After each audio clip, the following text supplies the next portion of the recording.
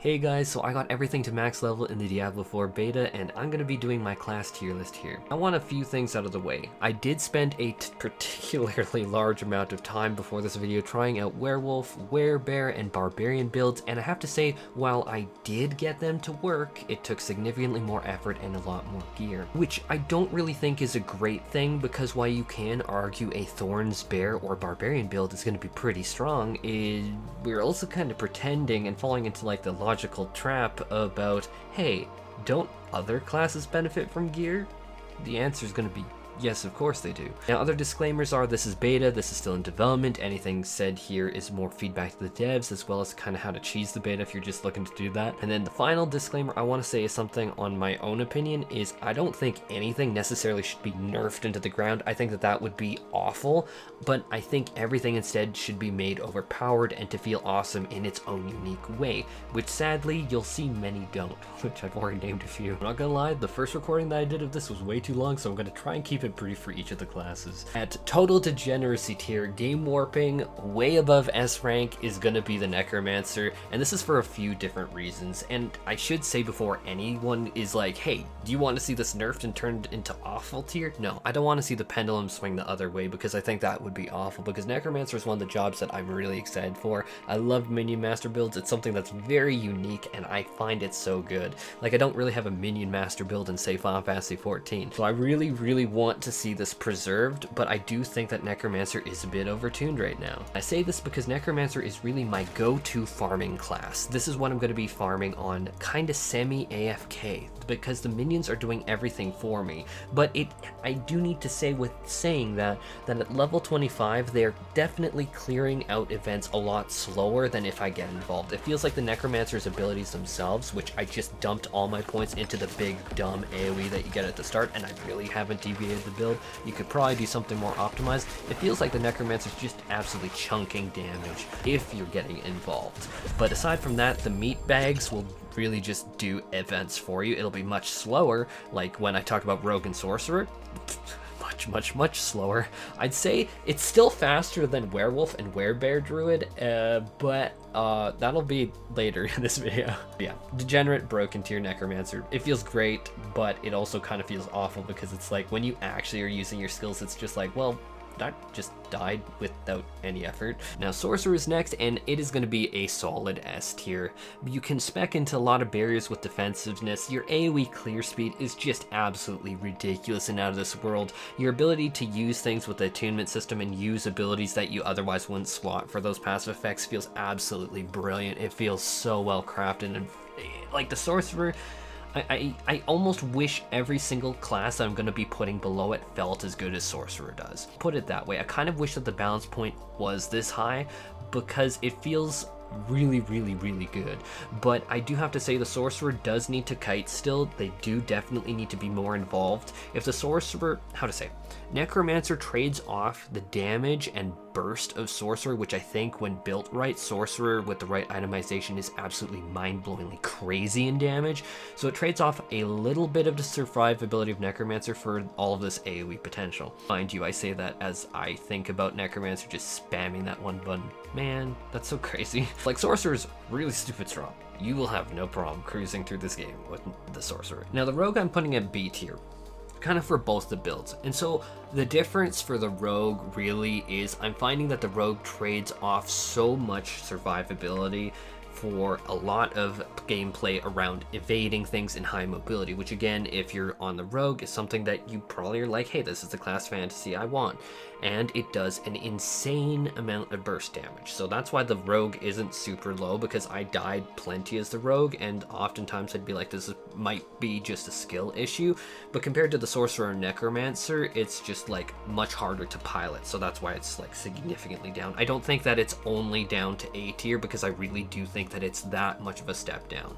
Now it's doing pretty solid damage. I would say that it's really bursty, but the Sorcerer is much more consistent. If you get all the cards and the sun and moon and stars to align on Rogue, you're gonna just decimate things. But it's not to the level where I'm like, would I pick a Rogue over a Sorcerer or a Necromancer to farm? Well, from what I'm literally doing in game right now, no. The answer is no. So if you have like super fast reflexes, if you don't have carpal tunnel, if you don't have arthritis, and I laugh when I'm saying that, but I'm being quite serious here. This is very fast, very high APM. The things you can get out of it are really good, but for me, it's noticeably more difficult to get that out of it. Now I'm going to be talking about the Elemental Druid specifically because I want to talk about the others separately. I think that Elemental Druid has so much design potential. I really mean what I said in my last video, that the Druid looks spectacular from a design perspective. What you can do, the aesthetics, the shape-shifting, the hybridization, it is so cool. But in practice, I don't think that anyone with a good conscience and good intentions would say that the Elemental Druid is anywhere close to the Necromancer or the Sorcerer, because it's just not. And this is me saying this as someone who really wants to main in the retail version of the game, the Druid, because I think that it ticks off design-wise, aesthetics-wise, gameplay-wise, a lot of these boxes. I do think that its numbers are tragically low, and I wish that I was just saying that. I'm talking about Druid Elemental right now, so I would say that Elemental Druid is a C tier. I definitely think that it is weaker than Rogue, absolutely. And people are going to be like, oh, are you talking about like even with the tornado build with the tornadoes chasing people? Absolutely, unfortunately I am. You can say that about the build, and that is definitely one of the more viable builds for it, but then try Sorcerer or try Necromancer and then get at me and tell me that I'm wrong. It's totally a different world. It's totally a different game on this. I wish I could say otherwise, because the skills, this design is so cool. Werewolf and Werebear Druid are going to be lumped together here because they both suffer the same problems. I'm going to say it very simply. They're very squishy, and they don't deal damage. You don't get the damage of Rogue or Sorcerer, not even close, not even remotely close. You're going to be out-damaged by Elemental Druid, which again, I just put as C tier.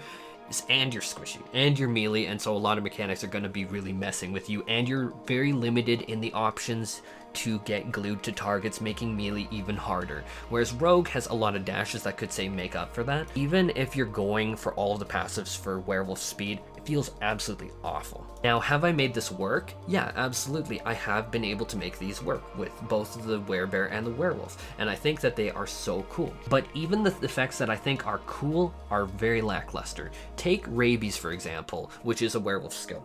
That is like coming from Warframe, like Saren's poison that can spread, and anyone that has played Saren in Warframe knows, hey, the poison's spreading to everyone, and it's a devastatingly good effect. There's no synergy with anything, you can't really ramp it up. I have no idea how to make Rabies a better ability, because yeah, okay, Rabies is a really strong spread over time effect. That is absolutely garbage compared to 99.9% of what Sorcerer can do, and it's much weaker than the Tornado build from Elemental Druid, so you're just like, Rabies looks really cool, it's like a signature thing of the Werewolf, and it absolutely freaking sucks. And then Werebear Druid, it just has no damage. It just has no damage, and it feels so much more flimsy than the Barbarian that we're going to get to in a moment here. It genuinely just feels bad. So both the Werewolf and Werebear Druid, I don't want to say this, they are the lowest of the low, like absolutely dumped on toilet paper tier.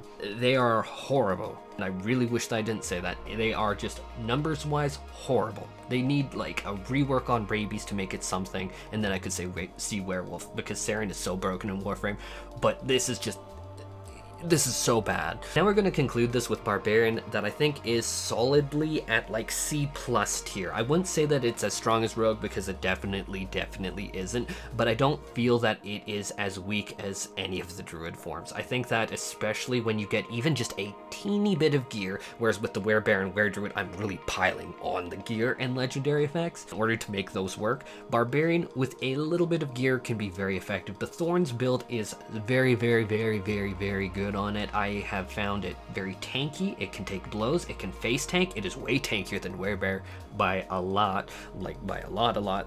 It has a lot of different effects that can work with it in order to make it like supportive to the party. Like you can heal the party, you can buff up the party. Like this class has a lot of potential in it, and I don't think that it is as bad as the Werewolf or Werebear Druid in any capacity. Like the damage portion alone, even if we just talked about tankiness, but the damage Barbarian can do is way higher too. Yeah, the C+ tier, I don't want to put it on the same level as Rogue. C+ tier. With that being said, let me know what you guys think in the comments. I've just played all of them at endgame, and I gotta say, I really hope that they buff the ones that are underperforming. I don't know if I really want nerfs, but I definitely want buffs, like a lot of buffs, especially for the Druid. It's so bad, guys.